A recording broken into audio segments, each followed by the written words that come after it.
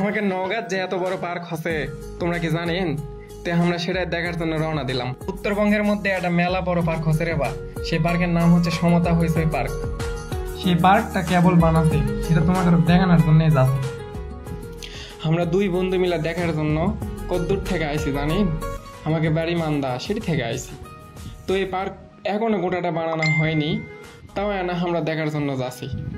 তো তোমরা গোটাটা ভিডিও দেখো, তাহলেই বুঝতে পারবেন নি কি কি আছে এই পার্কত।